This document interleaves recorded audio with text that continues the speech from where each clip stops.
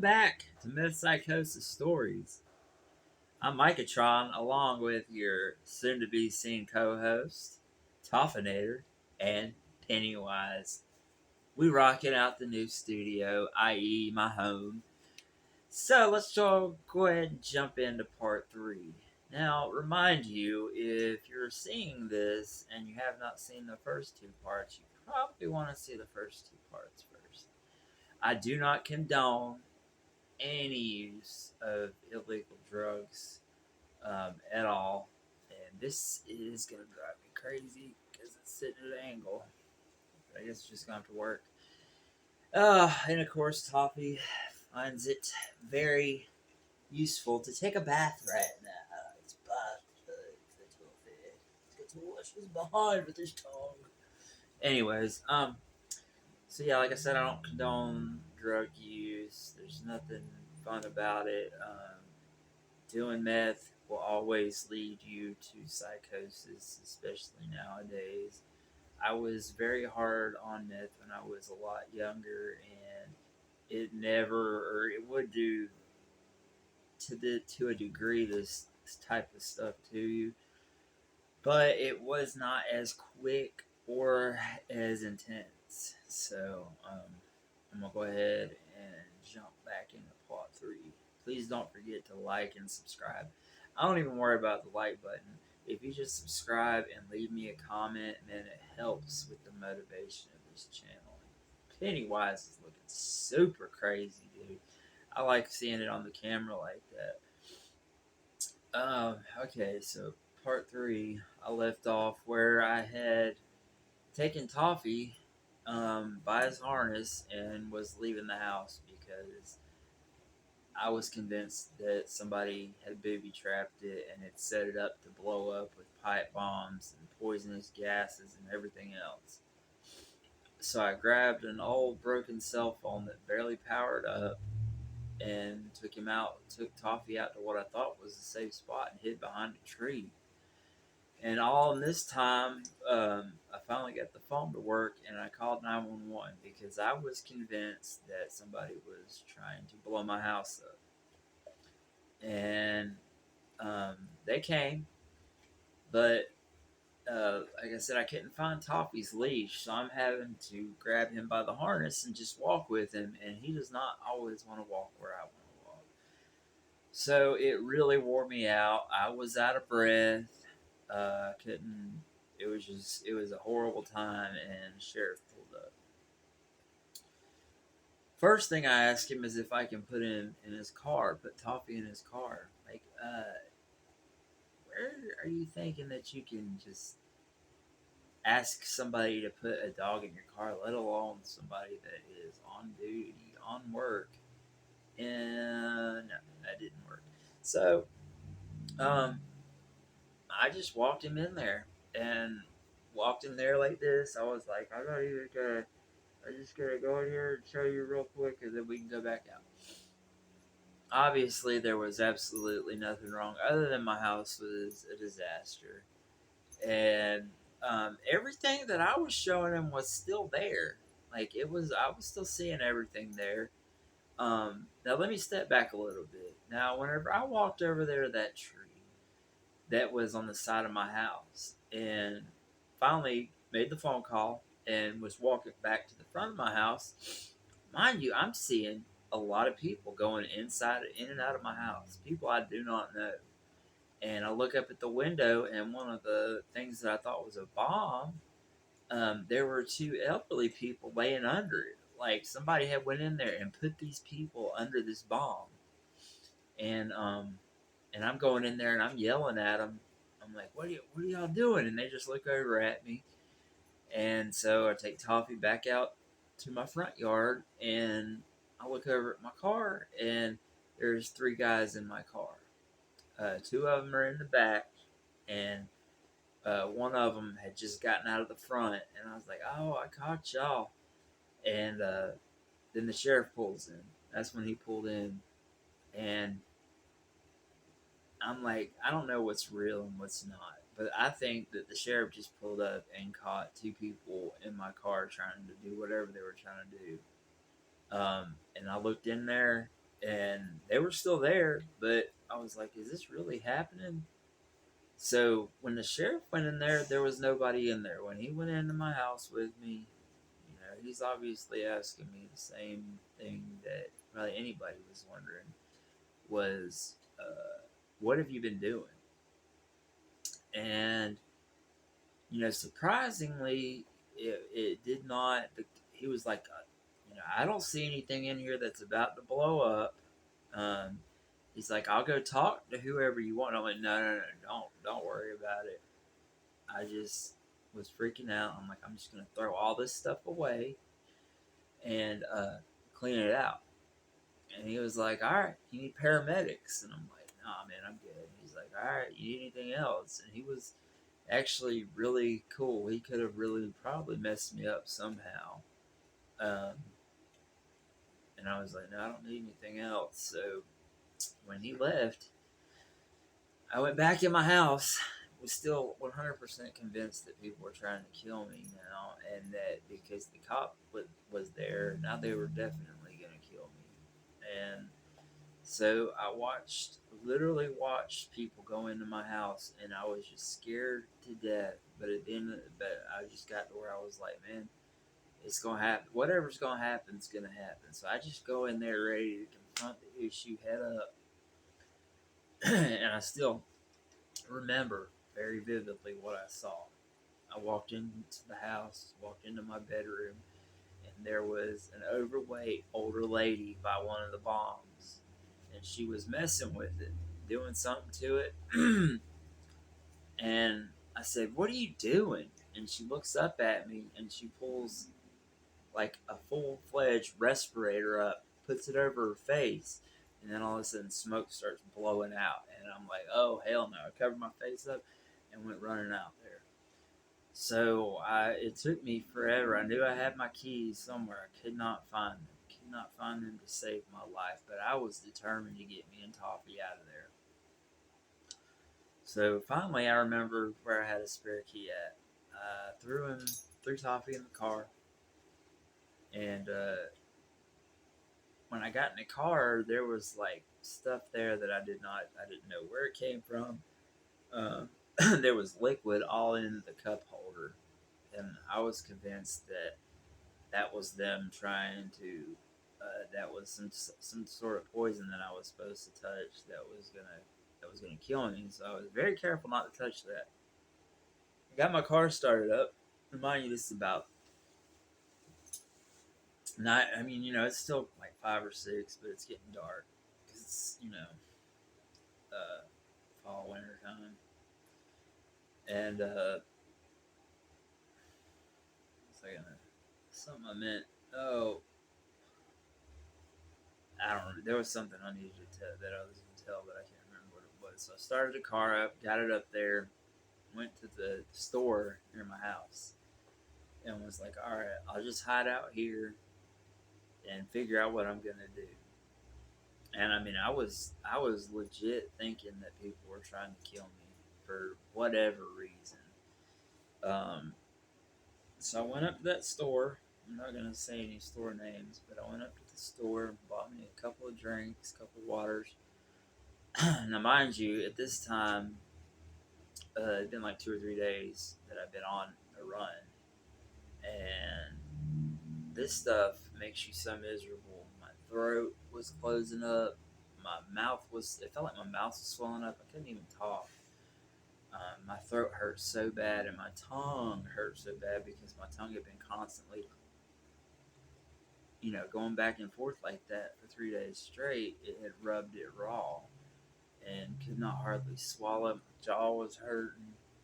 It was like when you salivate, it was like every time my body would try to salivate, it would just hurt so bad. And I'm pretty sure it's just because I was so freaking dehydrated. Um, and I don't know if I mentioned this in part 2, but at some point in time, I had broken my glasses that are now fixed. But I had broken them and lost them. And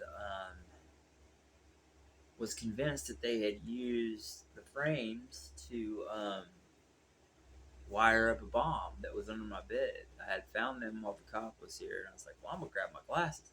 Still did not find my other lens, and it was like counterproductive to have one lens and no lens. And I'm so blind that it was not helping my situation out at all. It was making it worse. So I went in there. I couldn't find my wallet at all. Luckily had some change in my car that I bought the 2 waters with, and I asked them to use their phone because I was legit in belief that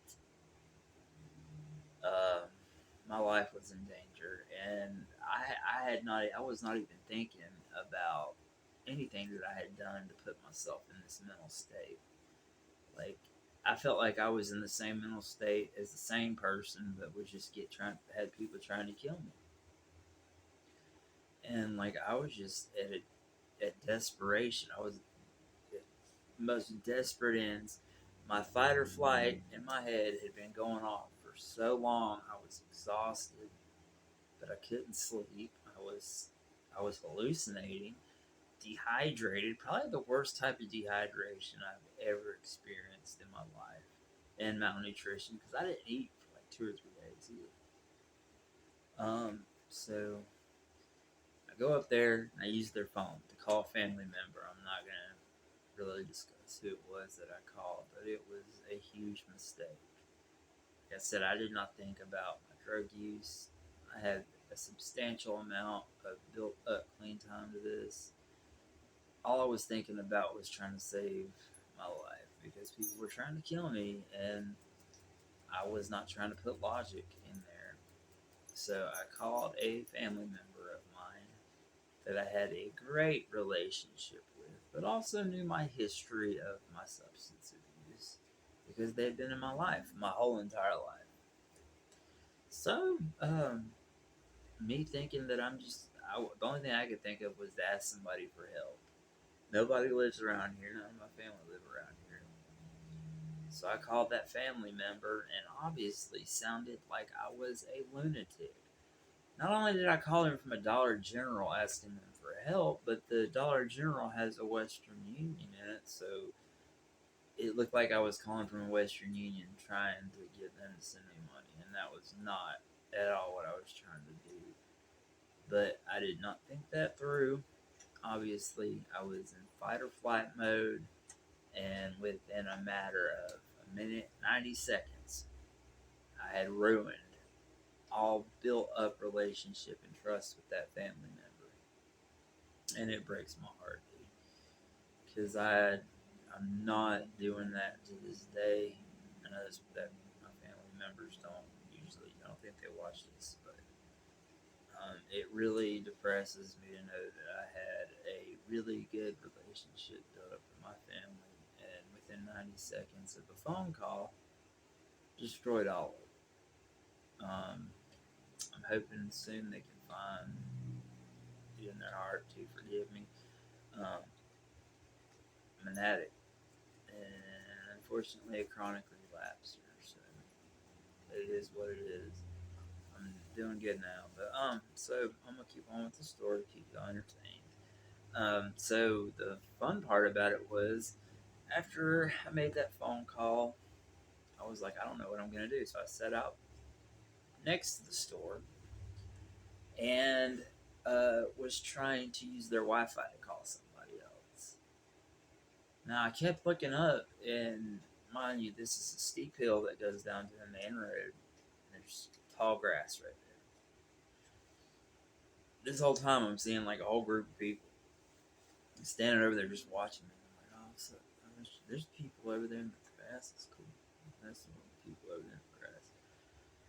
And I even thought to myself, I almost went over there and asked them if they would go over there, if they would be willing to help me, and like at least go over there, help me get my stuff or whatever.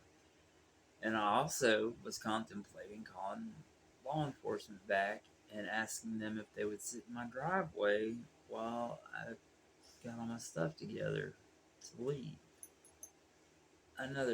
Luckily that didn't happen. Bad idea. So I just got so frustrated with trying to make a Wi-Fi phone call that never would work. I don't even know if that phone ever powered up, to be honest with you. And that will become evident in the next episode of why I was looking at blank phone screens and thinking that they were on. Um, but I just finally got frustrated and was gonna head back to my house. Mind you, this is only like a half a mile away. So I'm going back, and it's dark outside now. I can't see very good. And I drive right by my house, and I'm looking at it. All the lights are still on. I'm like, man, fuck. So I take a left into a development and go all the way down. And I start thinking that I'm driving down a road that has like swirl. I don't know what it was, man. I had no business driving. But anyways, long story short, I got to a gas station and my interlock messed up. I didn't realize that I was only like another mile and a half from my house. But it was like the road was just so windy, and it was just like, how are people going to drive on this? And so I pulled off into the gas station, and my interlock messed up. So I go in there, and I asked the gas station attendant, and this really happened. I was like, "How far am I away from such and such road?" He's like, "You're on that road. Just go out this way, and you'll be heading the direction you need to go." I'm like, cool. I don't know how that's possible, but okay. So I go out there, and like I said, my interlock was messed up, and I tried and I tried, and I sat out there for like 2 hours trying to get it to work.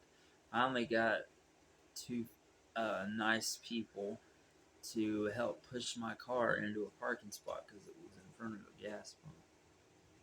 And I had basically decided that I was going to spend the night there in my car, even though it was only a mile and a half from my house. I didn't have a leash for Toffee, and I figured, I don't know what I was figuring. I had no business. I needed to go home and go to bed, but I was convinced people were trying to kill me. So the gas station itself closes, I think, at like 11 or midnight. So as they're closing up, or probably about 30 minutes before they close, I remember me telling you about the guy that I thought was in my closet. Looking back on it, this looked like the same dude, but he walks up in front of the wall, and he's just staring at me. And I'm like, there's nothing weird about it. Whenever you're in psychosis, that somebody's just standing there staring at you. But I remember sitting there, and the same dude was just standing there watching me, and it was almost like I had built like a connection with him in my mind. It was like thinking about it. I never really thought about this till now, but that was legit psychosis. But so I finally was like, all right, so I'm gonna go up here and try to get something to drink. They were closed, mind you. I don't know if I thought they had like a sliding window that was open after midnight, but I got out of my car and went up there and thought they had told me to wait a second.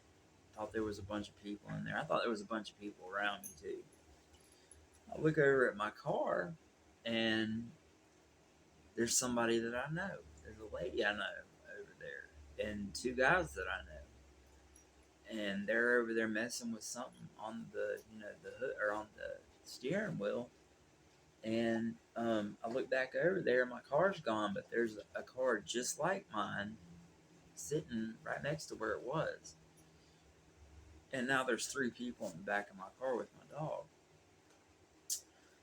Mind you, none of this happened, but I'm legit at a gas station right before they close. Um, and then I will get into part 4. Probably going to be 5 parts to it. But I'm going to get into part 4 next time. Y'all please don't forget to subscribe. Don't forget to leave me a comment, even if you think it sucks, bro. Hang us out. Go switch off. Do whatever.